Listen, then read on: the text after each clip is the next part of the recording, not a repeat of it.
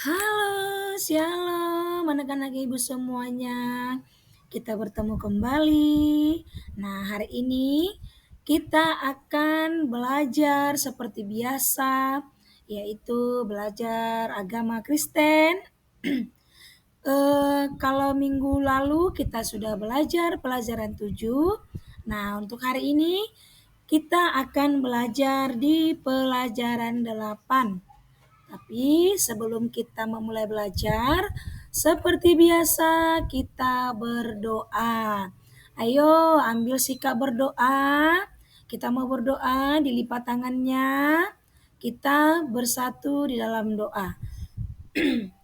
Bapa yang baik, Bapa yang kami sembah dalam nama anak-Mu Tuhan Yesus Kristus, kami bersyukur ya Tuhan buat hari-hari yang indah yang boleh kami rasakan itu atas berkat karunia Tuhan Yesus.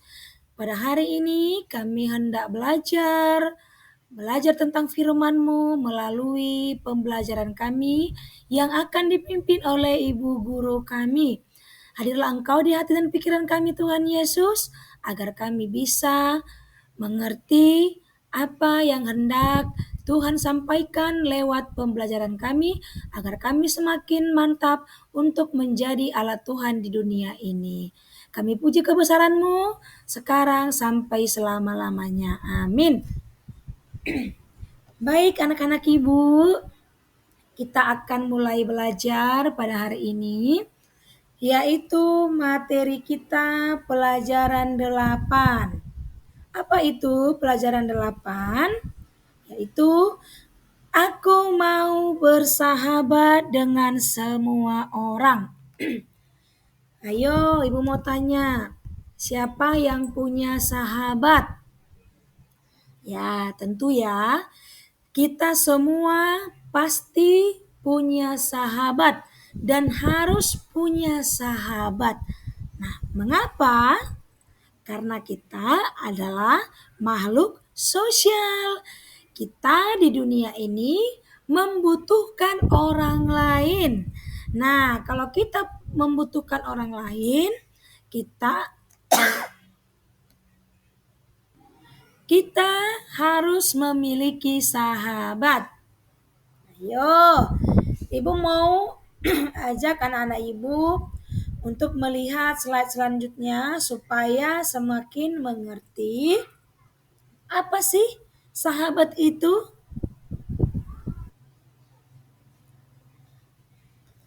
Lihat ya, mari kita lihat sama-sama layar ibu. Arti sahabat. Persahabatan itu menurut Alkitab adalah kesetiaan atau setia kawan. Dengan kata lain, memiliki solidaritas.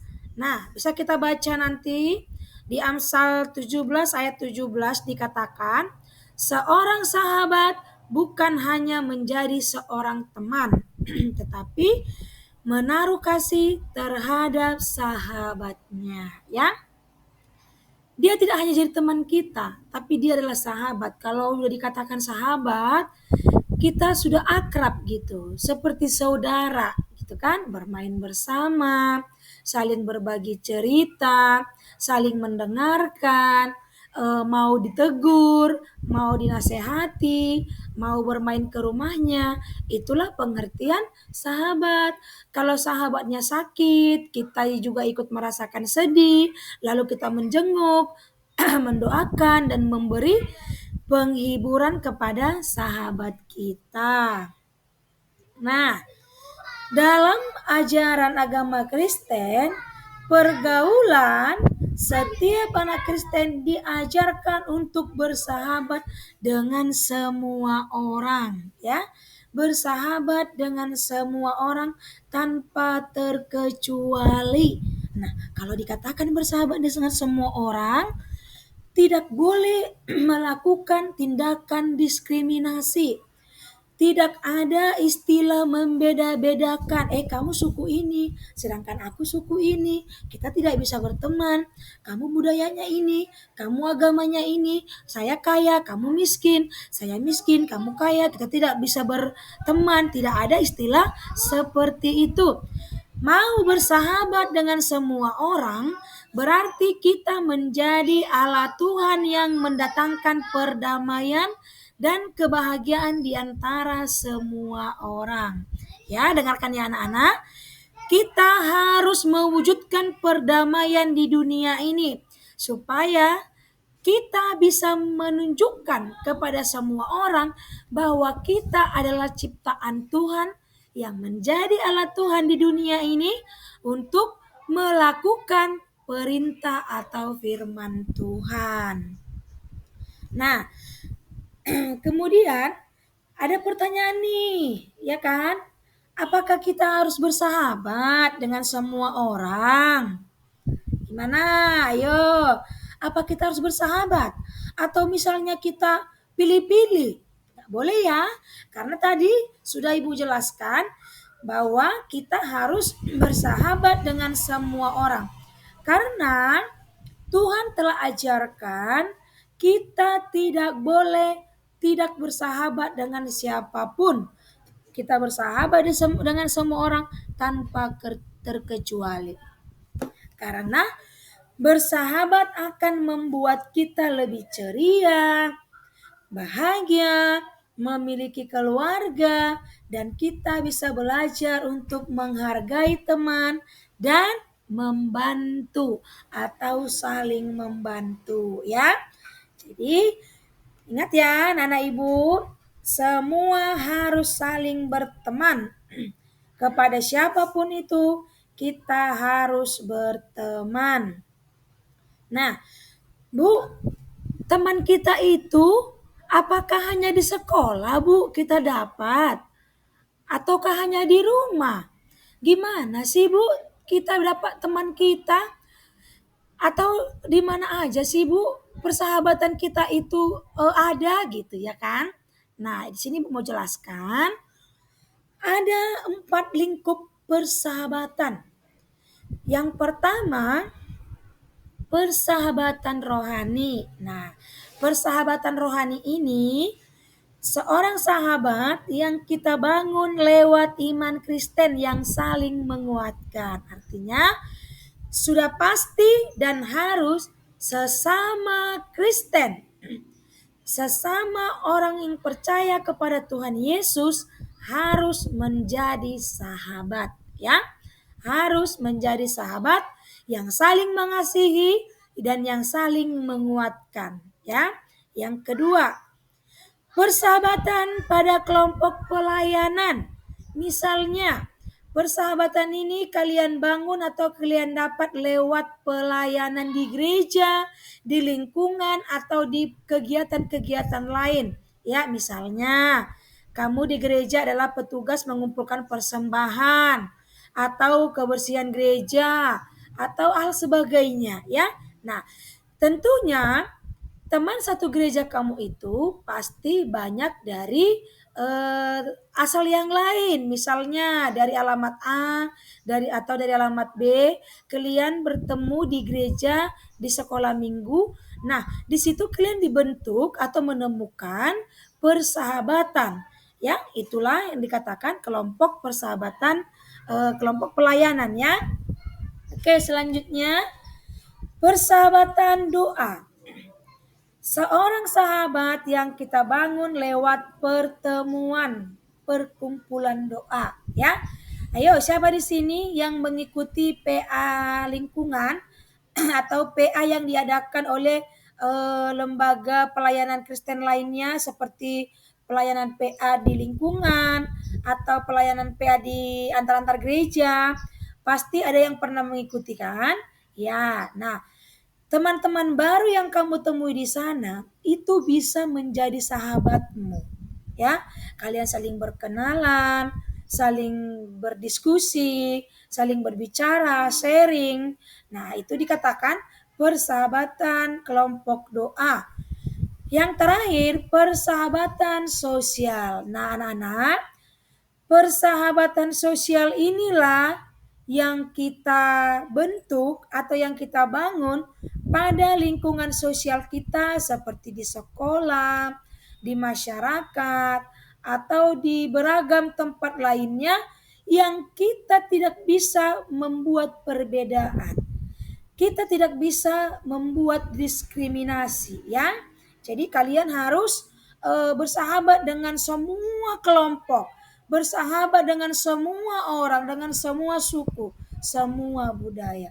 Orang yang mau bersahabat dengan banyak orang, dia telah membantu Tuhan Yesus untuk mengadakan atau membangun perdamaian di dunia ini. Ya, supaya anak-anak ibu lebih paham atau dapat meneladani dari tokoh Alkitab tentang persahabatan ini, mari kita belajar dari kisah persahabatan Yesus dan Zakheus. Nah ini ya, Zakheus si pemungut cukai. Lukas 19 ayat 1 sampai 10 ya. Nanti bisa kita baca masing-masing. Di sini secara ringkas Ibu mau jelaskan sama anak-anak Ibu bahwa isi dari Lukas 19 ayat 1 sampai 10 ini tentang mengisahkan atau cerita atau teladan yang bisa kita pelajari, yang bisa kita lihat tentang kisah persahabatan Yesus dan Zakheus, ya. Kisah persahabatan Yesus dan Zakheus. Nah, Zakheus itu merupakan orang yang kaya, kikir dan pelit. Namun, ketika bertemu dengan Yesus, ia selalu berupaya mendekat, ya. Tapi karena tubuhnya pendek, dia tidak bisa menerobos keramaian untuk berada di barisan depan agar dia melihat Yesus. Nah, bagaimana cara dia?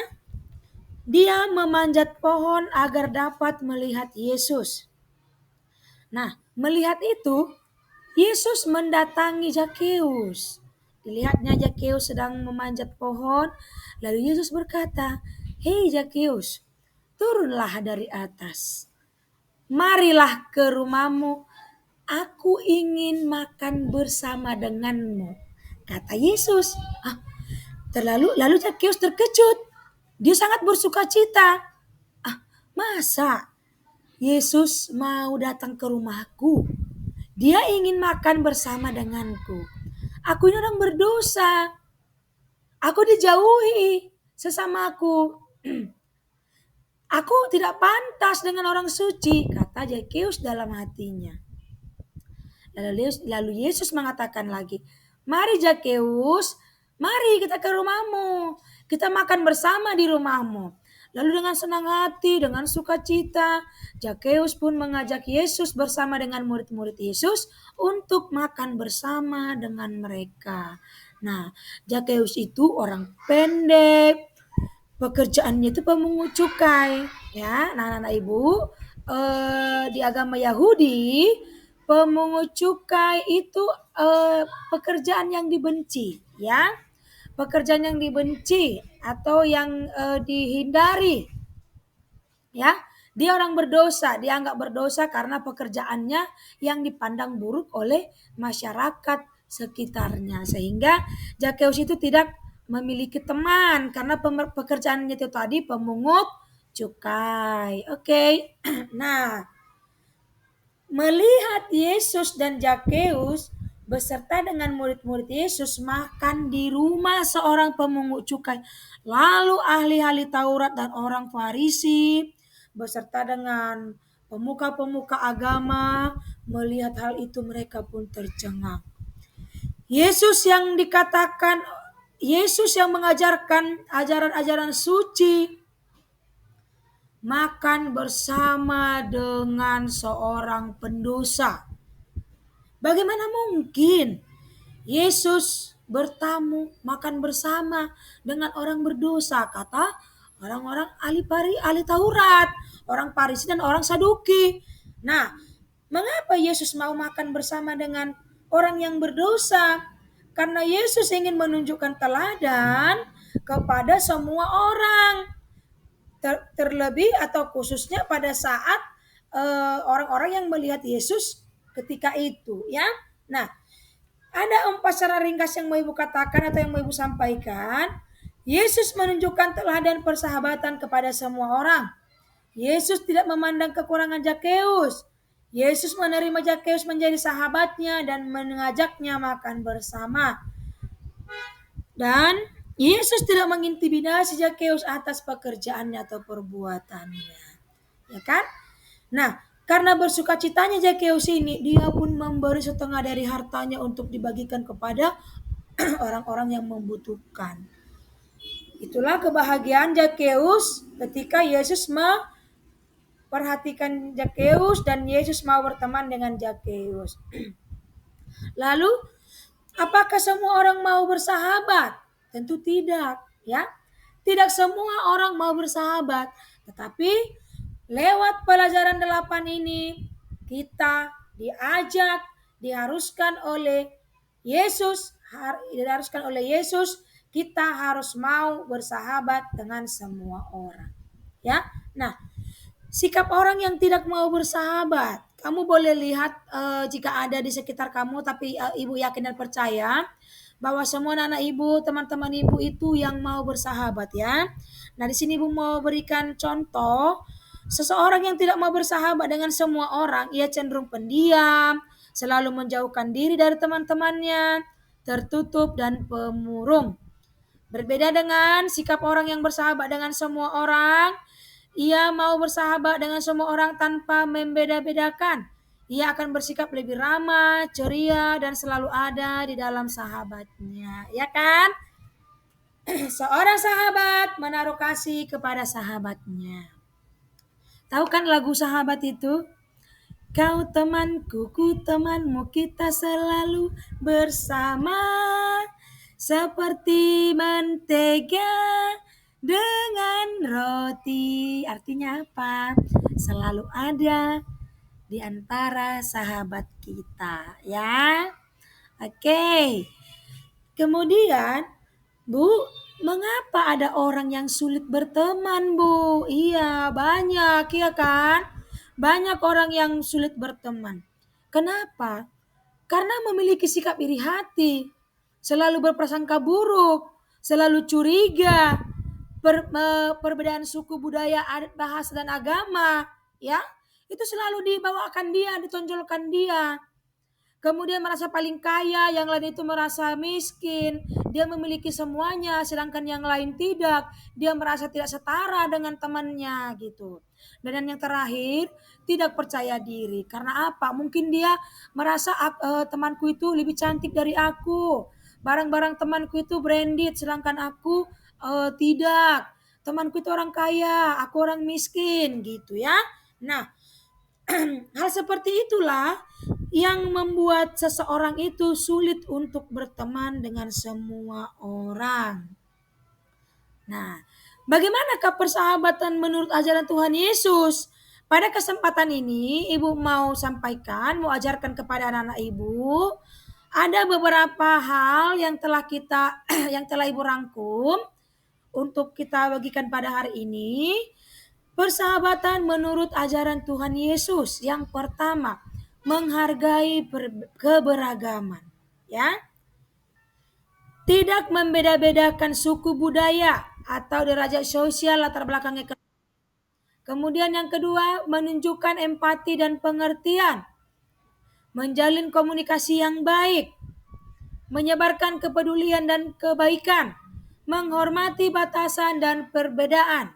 Menciptakan lingkungan yang aman dan ramah. Iya, ya, nomor 4 dan nomor 5. Coba kalian lihat.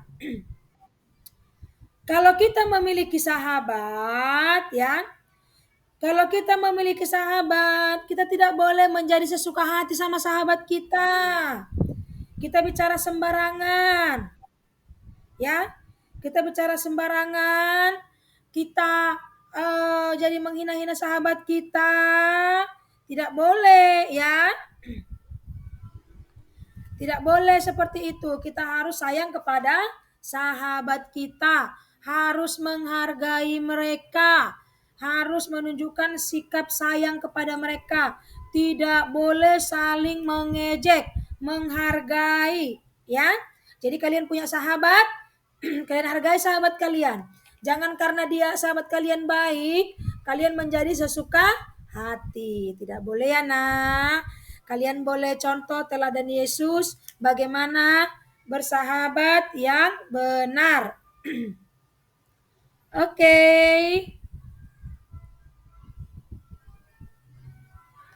Selanjutnya, nah ini cara agar kita bisa diterima semua orang. Ada beberapa hal ini, yaitu bersikap terbuka, mendengarkan empati, menunjukkan sikap toleransi, memperhatikan etika dan sopan santun, berempati dan menunjukkan kepedulian, menghindari prasangka dan diskriminasi, serta menunjukkan rasa humor yang sehat. Kalau kalian lakukan ini, kalian laksanakan ini, kalian terapkan ini, maka kalian akan diterima oleh banyak orang. Kalian menjadi teman yang baik, teman yang disayangi. Orang banyak mau berteman dengan kita, ya. Nah, boleh kalian baca ini. Kalian perhatikan, kalian aplikasikan, kalian terapkan di dalam pertemanan masing-masing di kehidupan sehari-hari. Nah, apa yang kita dapat pelajari dari pelajaran 8, Bu? Ini ya, lihat semua. Yesus telah menunjukkan keteladanan dalam membangun persahabatan yang dilandasi dengan cinta kasih. Untuk itu, kita sebagai anak-anak Allah juga harus meneladani persahabatan yang dilakukan Yesus pada kehidupan kita sehari-hari dengan semua orang. Teladan Yesus harus kita teladan Yesus yang diberikan Yesus kepada kita harus kita teladani, harus kita laksanakan. Persahabatan Yesus dengan Zakheus harus kita terapkan, kita contoh.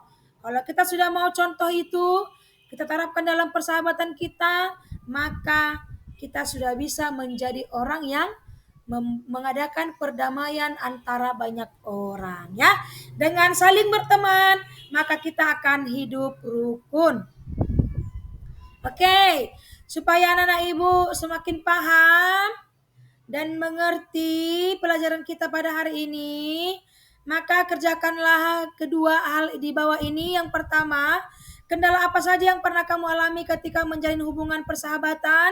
Yang kedua, kemudian daftarkanlah beberapa cara agar bisa diterima oleh semua orang. Kalian boleh kerjakan atau tulis di kolom komentar ini ya.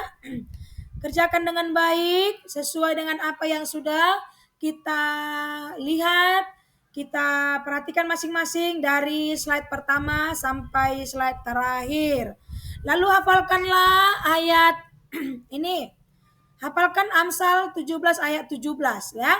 Nah, lalu diskusikan ayat tersebut bersama dengan orang tuamu. Amsal 17 ayat 17. Oke. Minggu depan kita boleh bertemu. Dipelajari lagi di rumah, pahami apa yang sudah kita pelajari. Kemudian kamu berdoa supaya Tuhan menguatkan, membukakan hati dan pikiran kamu agar dilayakan, dimampukan menjadi sahabat yang meneladani persahabatan Yesus dan Zakheus, sehingga kita hidup rukun dengan teman-teman kita dan kita boleh saling mengasihi di dalam persahabatan. Baik, terima kasih untuk anak-anak ibu semuanya. Sampai bertemu minggu depan. Tetap jaga kesehatan. Selalu bahagia, ceria bersama dengan teman dan keluarga. Shalom, selamat pagi, terima kasih.